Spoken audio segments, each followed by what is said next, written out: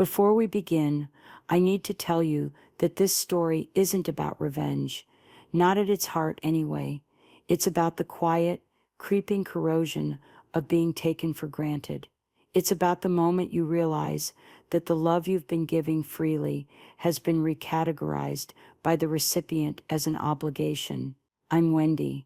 I'm 68 years old, and for 5 years, I was the silent, uncredited investor in my daughter-in-law's dream.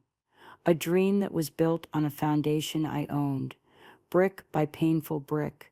The problem started when she forgot that simple fact, and I was forced, quite reluctantly, to remind her. It wasn't about getting even until it was. And even then, it was more about balancing a set of books that had been neglected for far too long. So if you have a moment, pour yourself a cup of coffee. I want to tell you how one single, ugly word, a word spat at me in anger, ended up costing my son and his wife everything. The word was parasite. It hung in the air of their pristine, minimalist living room, a room I had helped furnish, in a life I had helped fund. The argument itself was laughably trivial, something about their summer vacation plans. I'd merely suggested a resort on the coast that my late husband David and I used to love, a place with quiet charm and breathtaking sunsets. Brenda, my daughter-in-law, had rolled her eyes. She wanted St. Bart's, naturally. She spoke of it not as a wish, but as a foregone conclusion. When I gently mentioned the expense, she'd laughed a short, sharp, dismissive laugh. That's when I said it, the thing that lit the fuse. I said, well, it's wonderful that the boutique is doing so well, you can afford such luxuries. A strange look crossed her face. Not anger, not yet. It was more like the look a queen might give a stable hand who had dared to comment on the royal finances. She said, Wendy, you don't understand branding. A trip like this isn't an expense, it's an investment in our image. My son, Adam, shifted uncomfortably on the white linen sofa. He's always been a shifter, a man who moves physically to dissipate a tension he's unwilling to confront verbally. I looked at him, my only child, hoping he would say something, anything to bridge the gap. He just stared at his hands. And so I pushed, just a little. Brenda, 5 years ago you had a business plan, sketched on a napkin. I gave you the keys to a prime downtown commercial space, rent-free. I've paid the taxes. I've paid for the new roof and the HVAC system. The only reason you have a brand to invest in is because I gave you the soil to plant it in.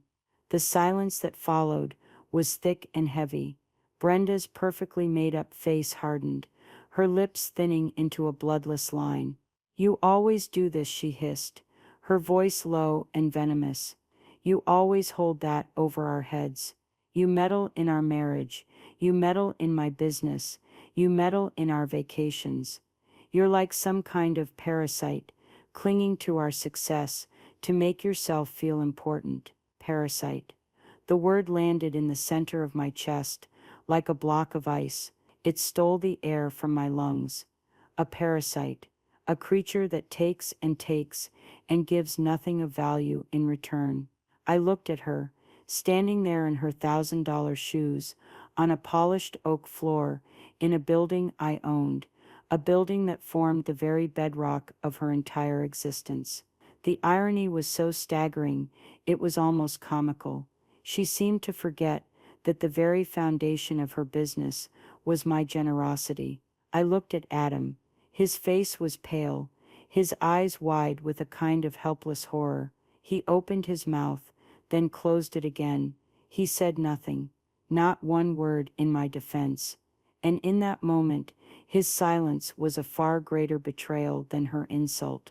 Her words were the strike of the match, but his silence was the gasoline.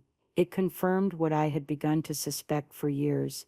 In the quiet calculus of his marriage, I was the variable he was willing to sacrifice. I stood up. My hands were shaking slightly, but my voice, when it came, was unnervingly calm. I see, I said. I picked up my purse from the chair. I didn't look at either of them again. I walked out of their apartment, down the stairs, and into the cool evening air. I didn't slam the door. I closed it softly behind me, the quiet click echoing the sound of something essential and foundational breaking apart forever. The next day, I didn't call, I didn't text. I called my lawyer, Arthur Harrison, and had him deliver a formal notice. The family discount on her rent was over, and 5 years of back rent at market rate were due. She thought she was insulting a meddling mother-in-law. She was actually defaulting on a loan from a landlord who had just run out of patience. The drive home from their apartment that evening is a blur. I remember the streetlights smearing across my windshield like wet paint. I remember the hollow, metallic taste of shock in my mouth. When I got back to my house, the house I'd shared with David for 40 years, the silence was a physical presence. It was in the ticking of the grandfather clock in the hall, in the hum of the refrigerator. It was the sound of being utterly and completely alone. I walked into the living room and sank into David's old leather armchair. That's when the tears finally came. Not hot, angry tears, but cold, desolate ones, the kind that don't make a sound. I cried for the loss of the woman I thought my daughter-in-law was or could be. I cried for the son I had raised, who had stood by and watched me be filleted by his wife's ambition. But mostly, I cried for my own foolishness. How had I let it get this far? How had I mistaken their placid acceptance of my gifts for genuine affection? A parasite. The word replayed in my mind, a cruel looping soundtrack. A parasite doesn't give, it only takes. Had that been me? I looked around the room, at the life David and I had built. We had worked hard. David was a shrewd businessman, a civil engineer who started his own firm and then, in his 50s, began investing in commercial real estate. He saw value where others saw decay. He bought up whole blocks of our city's neglected downtown, long before it was fashionable. He had vision. The building at 121 Elm Street, the one that housed Brenda's boutique, was his masterpiece. He loved the architecture, the history of it. It was meant to be our nest egg, the secure foundation for my future, after he was gone. And it was David, in his final years, who had warned me. I could hear his voice now, as clear as if he were sitting in the chair opposite me. We were on the porch one evening, not long after his diagnosis. He knew his time was limited, and his mind was focused on putting his affairs in order, on protecting me. "Wendy," he'd said, his hand covering mine, his touch still strong, "you have a generous heart. It's one of the things I love most about you. But the world doesn't always reward generosity. It often sees it as an open door to be exploited." He'd been looking at me with such intensity. "When I'm gone, people will come to you. Family will come to you. Be kind, be generous, but never ever be a fool. Document everything. Every loan, every gift of significant value. A handshake is for friends. For family, you need a contract." It's sad, but it's true. At the time, I thought he was being cynical, hardened by his years in business. I couldn't imagine a scenario where our Adam would ever take advantage of me. But David had insisted. He'd created a specific file for each of his properties.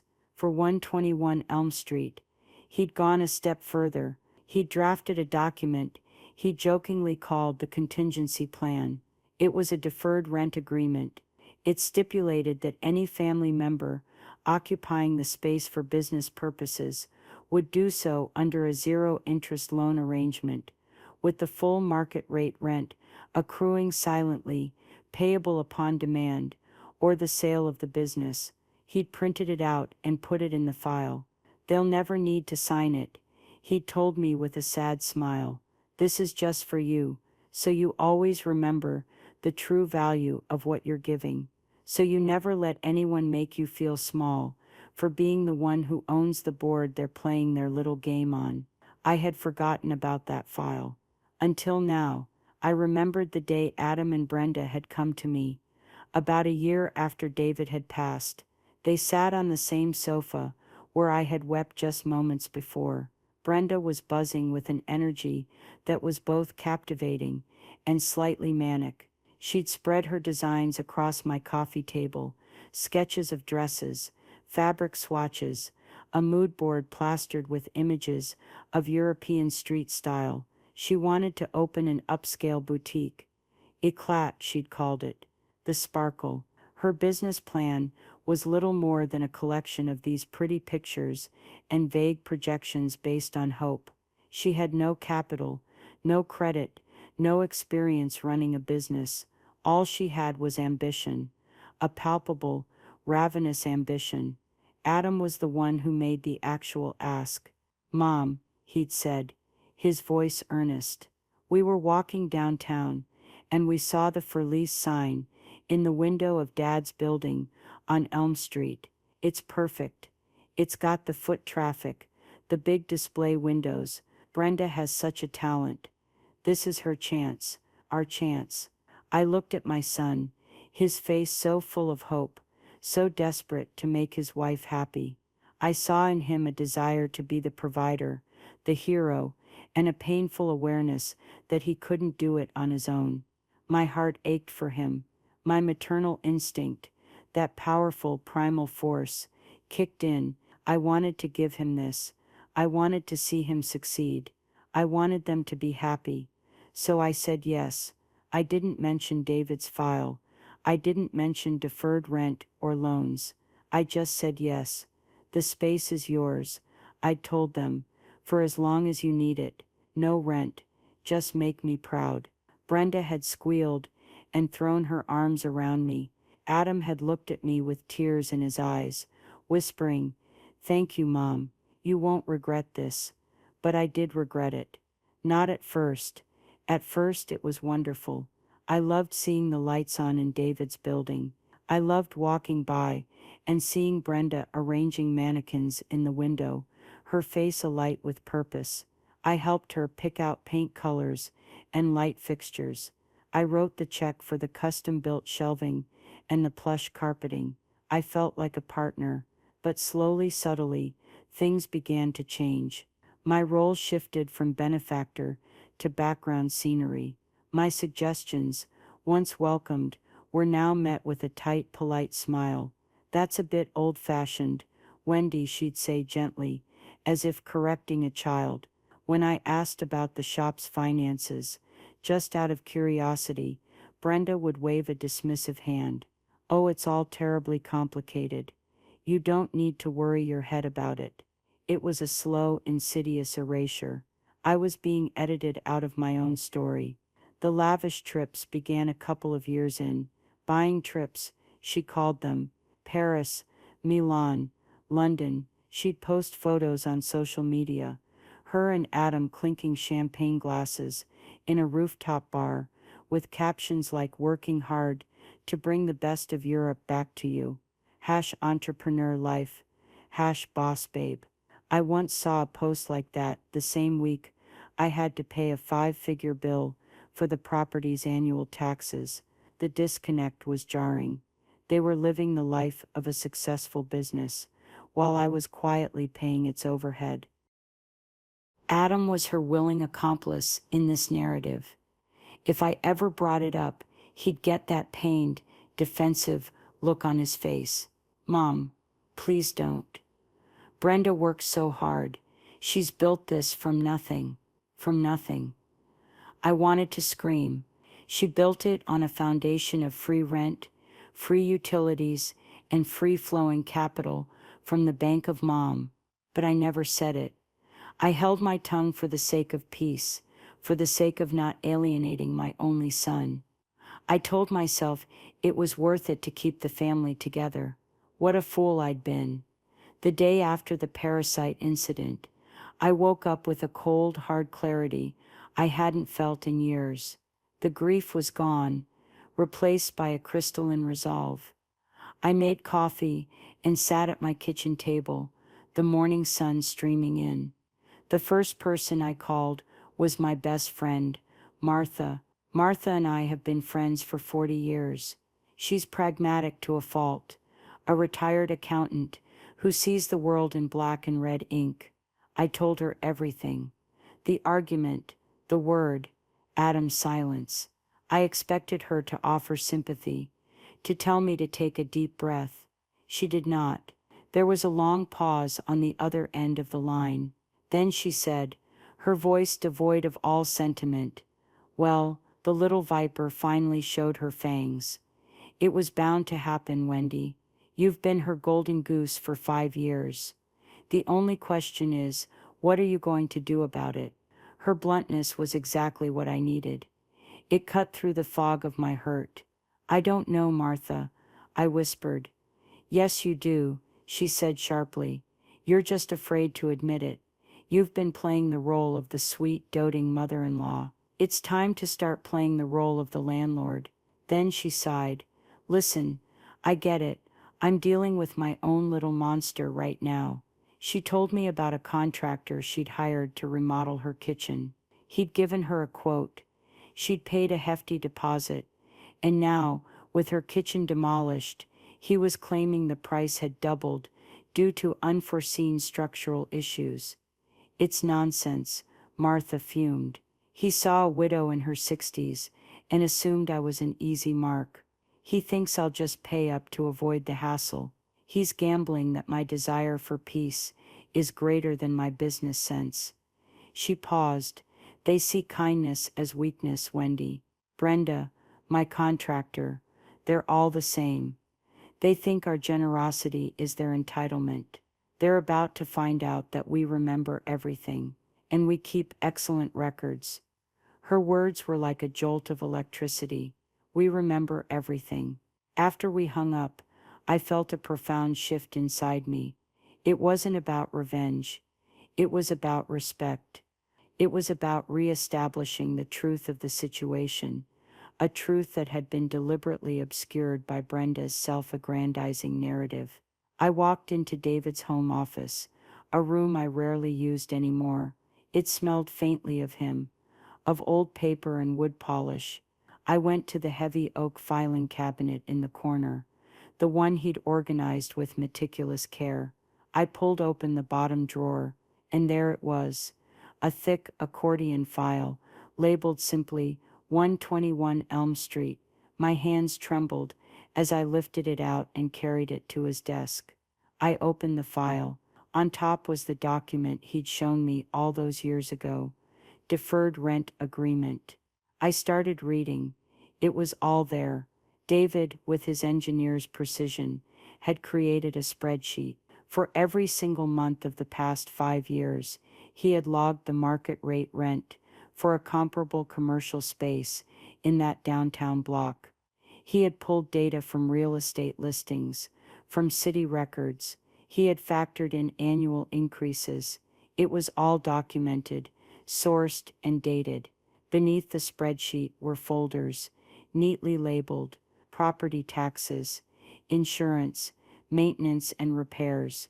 Inside were the canceled checks and paid invoices for every dollar I had spent keeping that building running.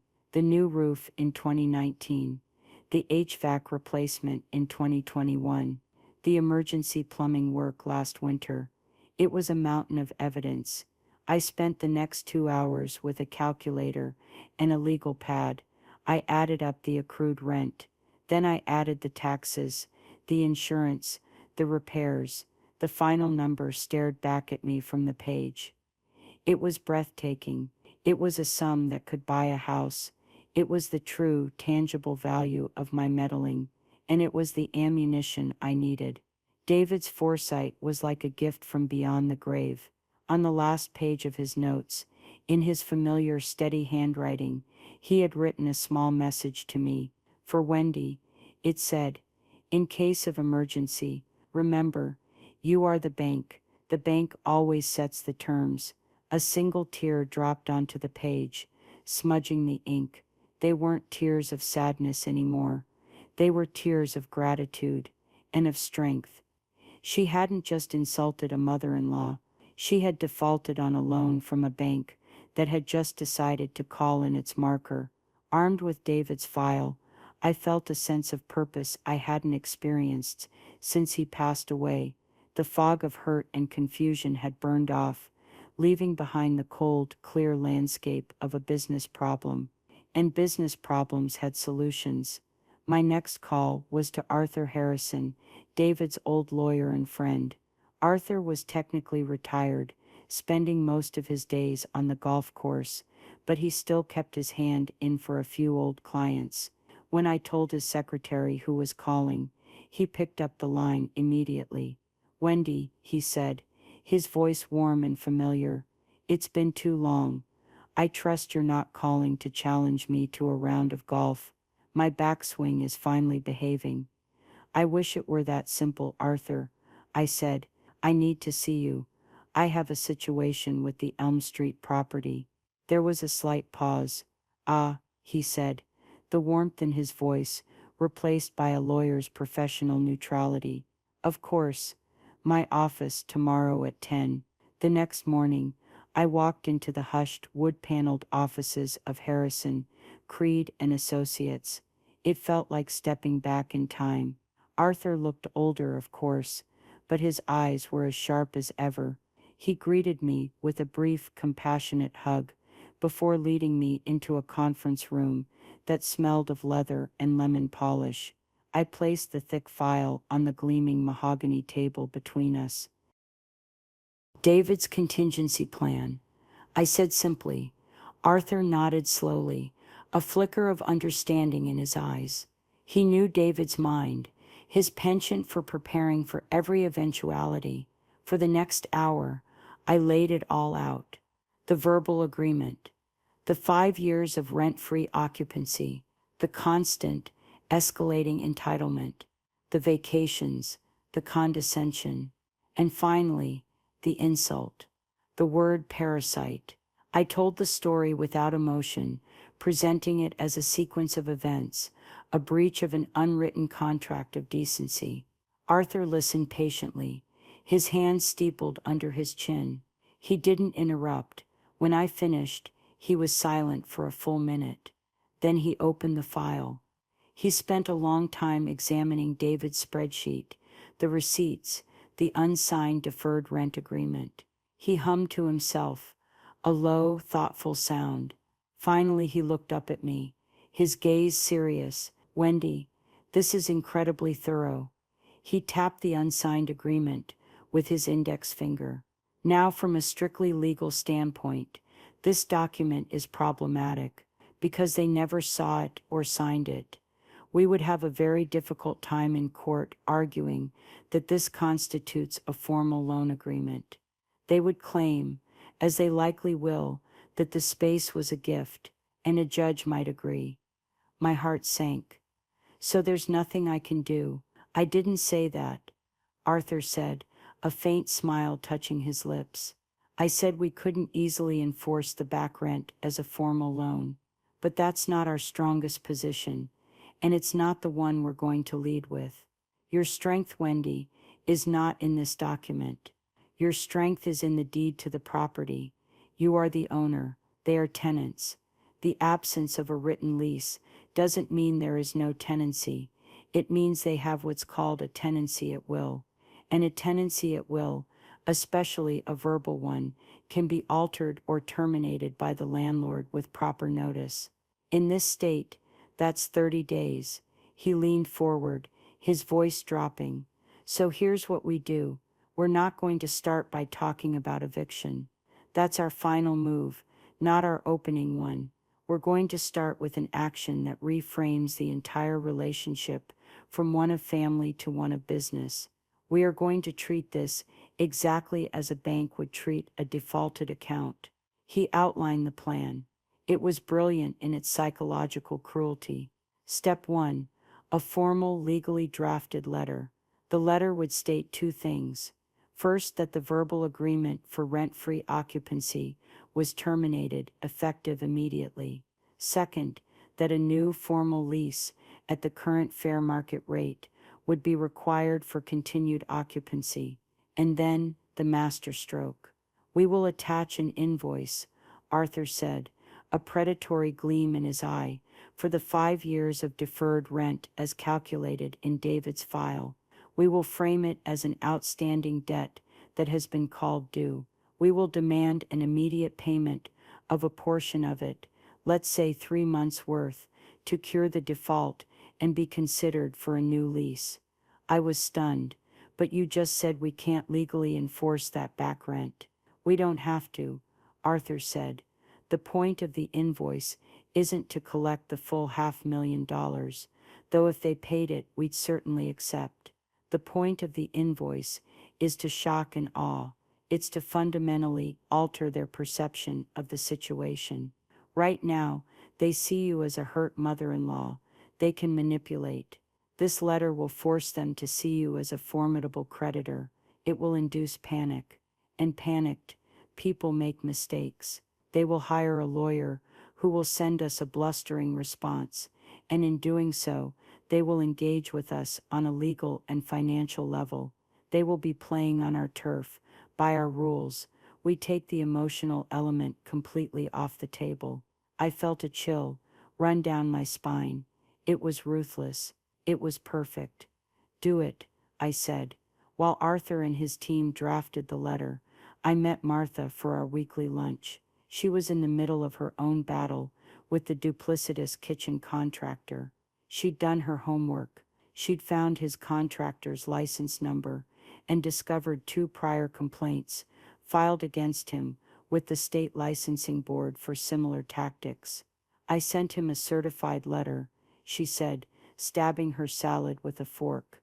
I laid out the original agreement, attached a copy of his email quote, and gave him 2 options: finish the job for the agreed-upon price within 14 days, or I would be filing a formal complaint with the board, suing him in small claims court for the return of my deposit plus damages, and posting a detailed, factual review of my experience on every single consumer website I can find. What did he do? I asked, fascinated by her audacity. He called me sputtering, Martha said with a grimly satisfied smile. Said I was threatening him. I told him, no dear, I'm not threatening you, I'm promising you. His crew is showing up tomorrow morning to finish the job. Seeing her take control of her own situation, using documentation and a clear, unwavering line, was profoundly empowering. We were 2 women of a certain age, underestimated by people who saw our kindness as a bottomless resource to be plundered. We were both learning, in our own ways, to say no more. Our lunch was a council of war, a quiet affirmation that we were not victims. We were simply forces that had been for too long dormant. A few days later, Arthur called me. The letter is ready, Wendy, he said. But I found something else, something I think you'll find very interesting. He asked me to come back to his office. When I arrived, he had another document on his desk. The original papers for the LLC David had set up to own his commercial properties. I was reviewing the trust and ownership structure. Arthur began, just as part of my due diligence. David was a very, very clever man. Wendy, he pointed to a clause deep within the legal jargon. He initially set up 121 Elm as a QPRT, a qualified personal residence trust, which is a common estate planning tool. But after his diagnosis, he converted it into a commercial holding LLC, and he wrote the bylaws in a very specific way. He slid the paper towards me. You are the sole director of the LLC, with absolute control over its operation and assets. That's you, the landlord. However, he put in a dissolution clause. If the LLC is ever dissolved and its assets liquidated, say if you were forced to sell the building, the proceeds are not directed solely to his heir, Adam. I stared at him, confused. Then where do they go? They are to be split, Arthur said, delivering the line with theatrical gravity, 50% to Adam and 50% to the Oak City Downtown Preservation Trust, a charity he was very fond of. The air left my lungs in a rush. I sank back in my chair. David, that brilliant, wonderful, paranoid man. He had foreseen this. He had foreseen a future where Adam, perhaps under duress from a grasping spouse, might try to force a sale of the property to get his hands on his inheritance. And he had built a firewall, a financial disincentive of epic proportions. If they tried to blow up the company to get the money, half of it would vanish into thin air. It was my ace in the hole, my secret weapon. We don't mention this, I said to Arthur, my mind racing. Not yet, absolutely not, he agreed. This is our checkmate move. We keep it in reserve for when they think they have us cornered. I left his office that day, feeling 10 feet tall. I was no longer just a grieving widow or a spurned mother-in-law.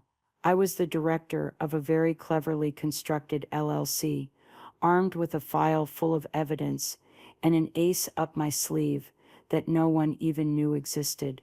The game had changed, and I was finally ready to play. The day the letter was sent, I felt a strange sense of calm. Arthur had arranged for a professional courier service, the kind that requires a signature upon receipt. I imagined the crisp, heavy envelope arriving at the boutique. I pictured Brenda, maybe in the middle of condescending to a customer about the quality of French seams, signing for it with an irritated flourish, then opening it. I savored the thought of that moment, the shift from smug superiority to slack-jawed disbelief. I didn't have to wait long for the fallout. Around 3 in the afternoon, my phone began to ring. The caller ID showed Adam's name. I looked at the screen, my heart giving a single painful thump, and then I pressed the button to silence the call. I would not do this on the phone. I would not allow this to devolve into a shouting match or a tearful plea. This was a business matter now, and it would be handled through the proper channels. He called again. I silenced it again. A minute later, a new call. Brenda. I almost laughed. The audacity. I silenced her call too. Then the voicemails began. I listened to them later that evening, with a glass of Chardonnay in my hand, feeling like a general reviewing battlefield intelligence. Adam's voice was a frantic, confused tumble of words. Mom? Mom, call me. I just got this insane letter from a lawyer. It's talking about rent? Back rent? This has to be a mistake. It's some kind of horrible, crazy mistake. Please call me as soon as you get this. Brenda is falling apart. Brenda's message, which came right after his, was anything but falling apart. It was a masterpiece of sputtering, vitriolic rage. Wendy, how dare you? How dare you do this to us? After everything I have done to make that rundown building of yours a respectable address. You are unbelievable. A parasite? You want to see a parasite? Look in the mirror. You are trying to suck the life out of my business, my dream. Well, it won't work. You'll be hearing from our lawyer. You have no idea who you're messing with. I saved both messages. Then the text messages started. A veritable flood. Adams were pleading, desperate. Mom, what is going on? This is tearing our family apart. Just talk to me. And then Brenda is threatening to leave me. You're destroying my marriage. I read that one with a pang of something that might have been pity, if it weren't so diluted with contempt. Brenda's texts were a different species altogether. They were a mix of threats, insults, and bizarre accusations. You're just jealous of my success. Followed by, you'll never see a dime from us. That property is morally Adam's. And my personal favorite, I'm calling Aunt Carol and telling everyone what a monster you are. True to her word, she did. My sister Carol called me that evening, her voice laced with a horrified concern that was clearly fed by Brenda's one-sided, hysterical narrative. Wendy, what on earth is going on? Brenda called me in tears. She said you're trying to throw them out on the street, that you've sent some awful lawyer after them. I took a slow, calming breath. I refused to be drawn into the drama. Carol, I said, my voice even and low, there are two sides to every story. You have only heard the one from the person who has been living and operating a for-profit business in a prime downtown location, completely rent-free for the last 5 years. When you're ready to hear my side, let me know. Until then, I'd appreciate it if you stayed out of it. I heard a stunned silence on the other end of the line, and then I said a polite goodbye and hung up. The silence from my end was, I think, the most unnerving thing for them. They were used to me engaging, explaining, smoothing things over. They expected me to call back, to say it was all a misunderstanding, a result of my hurt feelings. My silence was a wall they couldn't breach. It left them alone in a room with that terrifying letter and the astronomical sum printed on it. They were stewing in a panic of my creation. A week later, just as Arthur had predicted, a letter arrived. It was from a law firm I'd never heard of, some small-time outfit with an office above a pizza place. The letter was full of bluster and righteous indignation. It claimed the property had been a verbal gift to support their family unit. It accused me of malicious infliction of emotional and financial distress. It stated in no uncertain terms that they rejected the outrageous and baseless invoice for back rent and would be countersuing me for damages if I pursued this campaign of harassment. I scanned it, then called Arthur and read it to him. I could hear the smile in his voice. Perfect, he said. It's exactly what we wanted, Wendy. They've taken the bait. They've engaged. Their lawyer is an idiot, but that's to our advantage. He's arguing emotion and family obligation, while we are standing on the firm ground of property law. Don't respond. Don't do anything. So what happens now? I asked. Now, Arthur said, his voice laced with the calm patience of a seasoned predator. We wait. The first of the month is in 9 days. The new rental agreement was to start then. When they fail to pay the first month's rent, they will be in default of the new terms we have set. And then we begin the eviction process. Quietly, methodically. Let them scream into the void. Wendy, we have the law on our side. And more importantly, we have the truth. That period of waiting was a strange new kind of power. Every frantic text I received and ignored, every panicked voicemail I deleted without listening to, solidified my resolve. I was no longer a participant in their drama. I was an observer, watching the consequences of their own actions begin to ripple outward. The quiet hum in my house no longer felt like loneliness. It felt like peace. It was the sound of my own life, reclaimed. The first of the month came and went. It was a Tuesday. I checked my mailbox that afternoon, a small theatrical part of me, expecting to see an envelope with a check inside, a white flag of surrender. There was nothing but junk mail and a postcard from Martha, who was visiting her sister in Arizona. The absence of that check was more potent than any angry letter. It was the official starting gun. They had called my bluff, not realizing I wasn't holding a pair of deuces. I was holding a royal flush. The next morning, I called Arthur. Nothing, I said. As expected, he replied calmly. I'll file the initial paperwork for a commercial eviction this morning. The process has begun, Wendy. It will move at the speed of the courts, which is slow, but it is inexorable. In a small city like ours, secrets don't stay secret for long, especially when one of the parties involved is as indiscreet as Brenda. The story began to circulate among the other shop owners and restaurateurs downtown, At first, the narrative was the one Brenda was frantically pushing. Her cruel, vindictive mother-in-law was trying to evict her from her own business out of sheer spite. She played the victim card with gusto, whispering her tale of woe to anyone who would listen. About a week into this campaign, I decided it was time for me to be seen. I invited Martha, who was back from her trip, to have lunch at the Corner Bistro, a popular spot just 2 doors down from Eclat. I deliberately chose a table by the window, in full view of anyone passing by.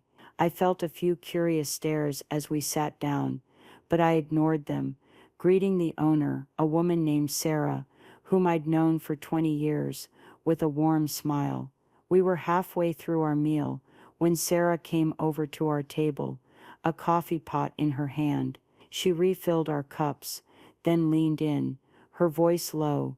"Wendy," she said, her eyes full of a weary sympathy, "I've been hearing the stories. I just want you to know, don't you listen to the gossip." She glanced over her shoulder towards Brenda's boutique. "Some of us," she continued, "actually remember what it's like to sign a lease. We remember what it's like to make payroll when sales are slow. We know you don't build a business with $1,000 light fixtures and trips to Milan without some serious backing. We all knew you were carrying that shop." She patted my shoulder. "Anyone with a lick of sense knows what's really going on here." Her words were a balm to a wound I hadn't realized was still so tender.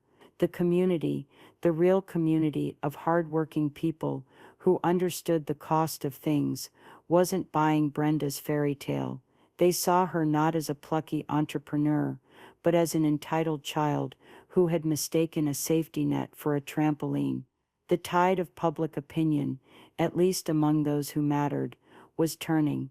Brenda must have sensed this, because her desperation escalated.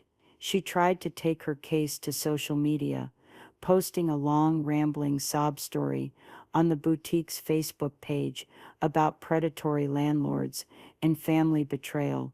It backfired spectacularly. The comment section, which she clearly expected to be a chorus of support, quickly filled with pointed questions from locals. "Is it true you've never paid rent for 5 years?" One person asked. "My cousin owns the shoe store on the next block, and her rent is $6,000 a month. Did you really get it for free?" Another wrote. Brenda, clearly flustered, started deleting the comments, which only made her look more guilty. The final act of desperation came from Adam.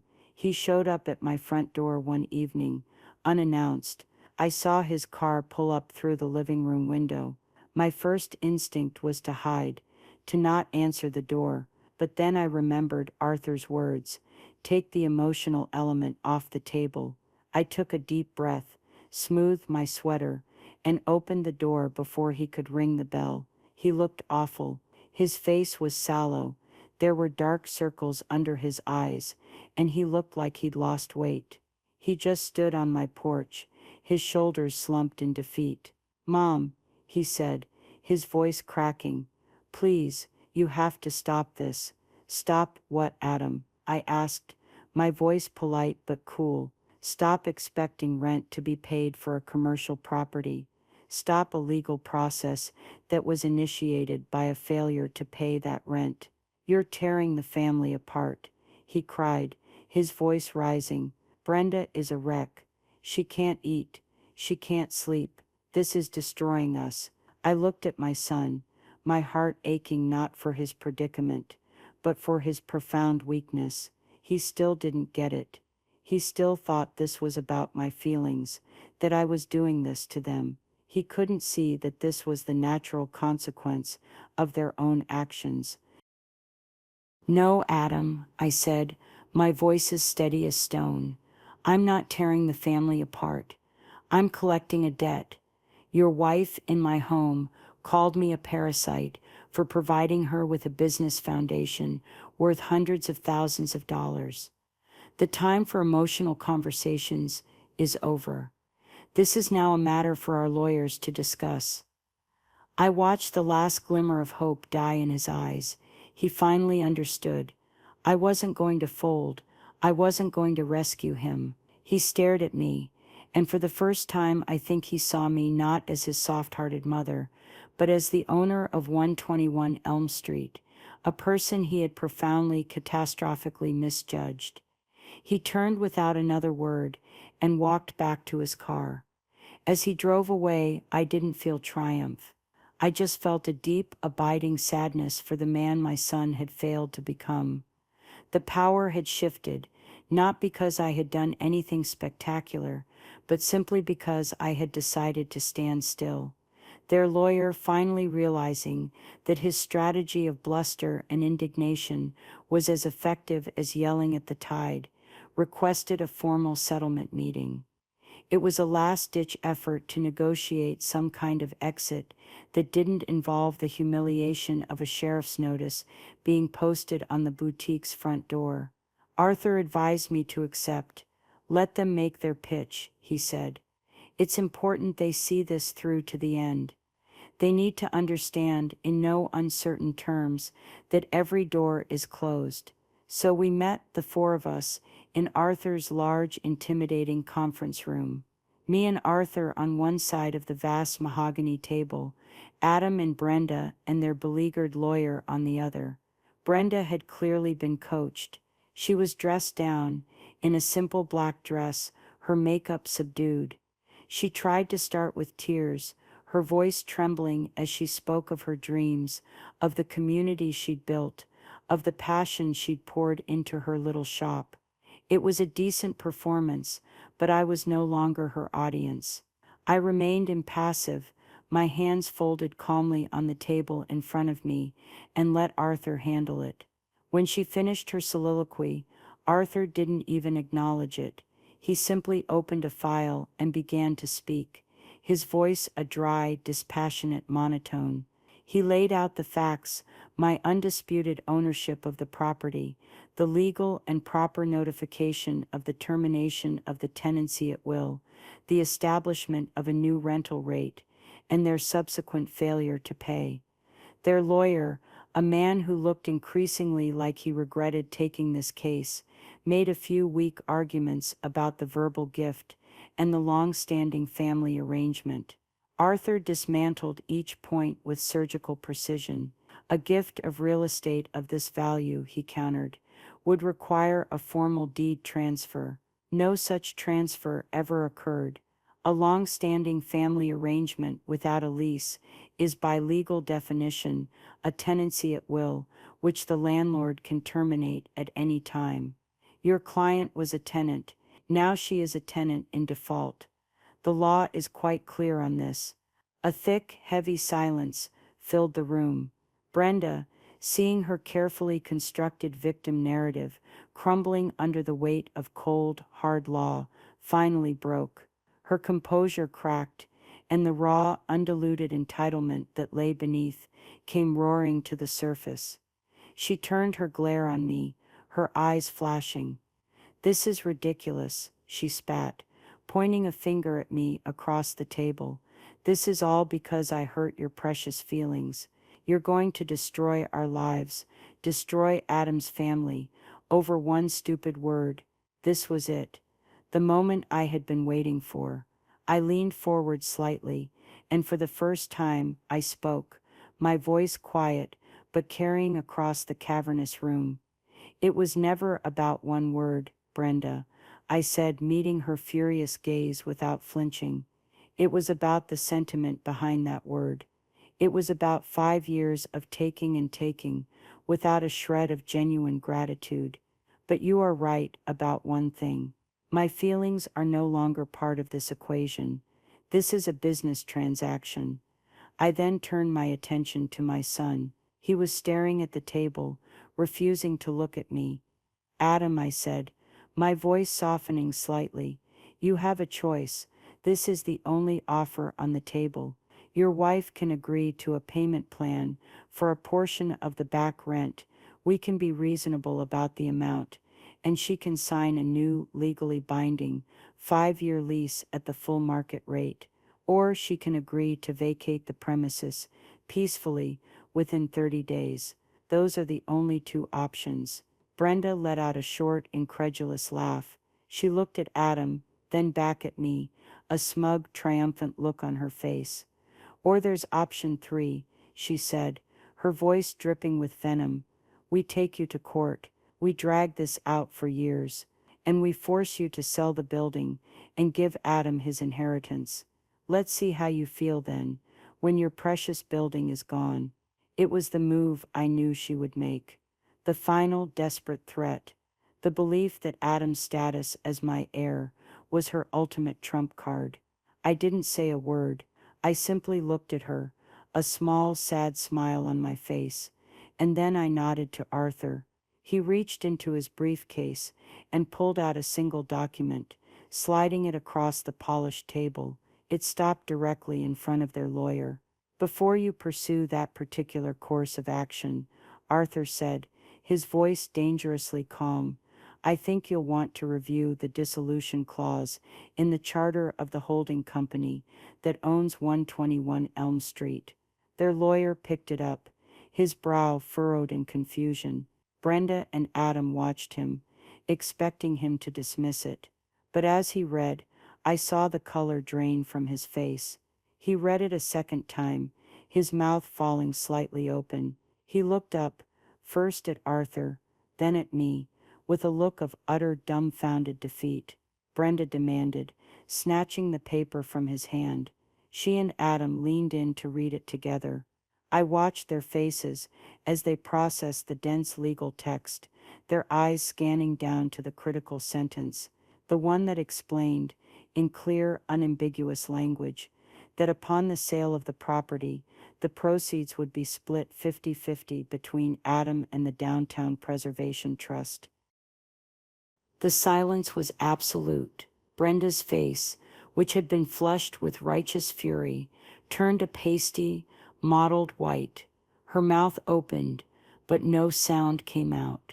Adam just stared at the paper, his expression one of complete, hollowed-out shock. He had never known the foundation of their final threat. The leverage they were so sure they held had just evaporated into dust. It wasn't a trump card. It was a ghost. They had no legal standing for the eviction. They had no money to fight a protracted court battle. And now they knew they had no claim to the full value of the asset itself. It was over. Checkmate. David's final brilliant move, played from beyond the grave. In the end, there was no choice to be made. They couldn't afford the new lease, and they certainly couldn't begin to pay the back rent. Their bluff had been called. Their hand was empty. Within a week, Arthur received a letter from their lawyer agreeing to vacate the premises by the end of the month. I drove by the boutique a few times during that final week, watching from a distance as they packed up 5 years of a life I had underwritten. They loaded boxes into a U-Haul truck, the beautiful, expensive clothes and fixtures disappearing into a drab, anonymous container. The last time I went by, the store was empty. The beautiful Eclat sign was gone, leaving a faint, dusty outline on the brick. The windows were dark and vacant. It looked just as it had before she arrived, only now it was haunted by the ghost of a failed dream. The last I heard, they had to sell their car and most of their expensive furniture to pay off the boutique suppliers. They moved into a small 2-bedroom rental apartment in a less fashionable part of town. Brenda, I was told, found a job as an assistant manager at a chain clothing store in the mall. Adam took a second job, working evenings and weekends to make ends meet. The life of luxury they had curated so carefully on social media had vanished overnight. Adam called me once, about 6 months later.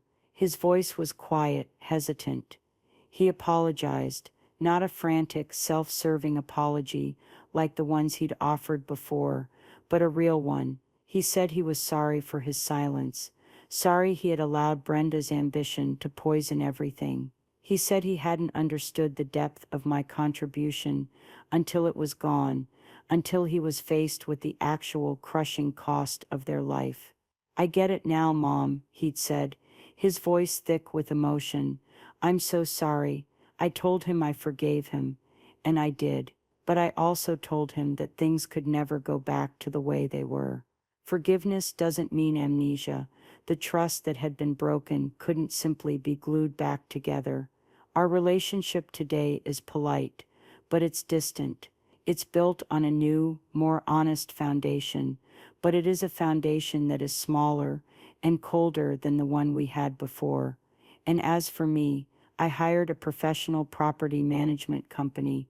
A few months after Brenda and Adam left, 121 Elm Street was leased to a young couple, a painter and a sculptor, who wanted to open a co-op art gallery. They had a solid business plan, a small business loan from a real bank, and eyes full of realistic hope, not entitlement. They signed a standard 5-year commercial lease, and their rent check arrives on the first of every month, without fail. At Christmas, they sent me a card with a picture of their gallery, full of art and people, on the front. It's a simple professional relationship. It's clean. The steady income from the property, income I should have had for years, has given me a freedom I didn't realize I was missing. Last fall, I took Martha on a trip to Italy. We spent 2 weeks exploring Tuscany, drinking wine in sun-drenched courtyards, and eating far too much pasta. One evening, sitting on a balcony overlooking the rolling hills, we raised our glasses to unforeseen structural issues. Martha said with a wry smile.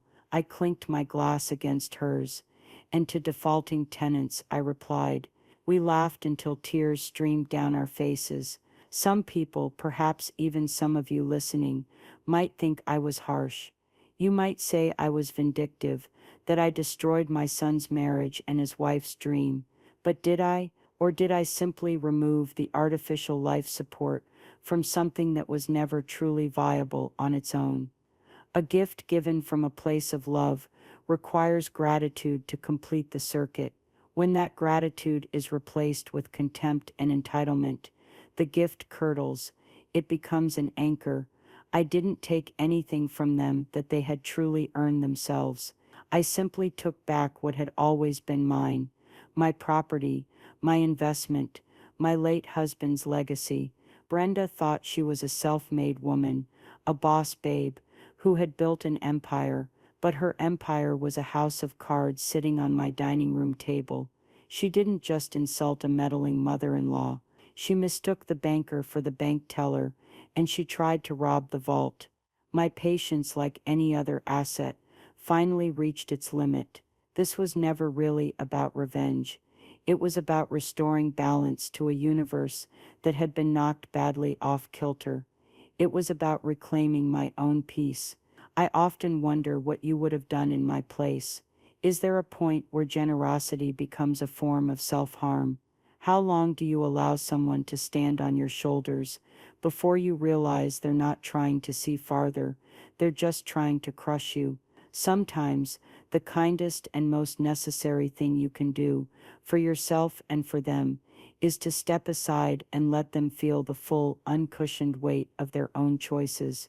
Let me know what you think in the comments below. I'd be truly interested to hear your stories. And if this story resonated with you, I hope you'll give it a like and subscribe to the channel for more stories about finding strength in the most unexpected places. Thank you for your time. Thank you for listening.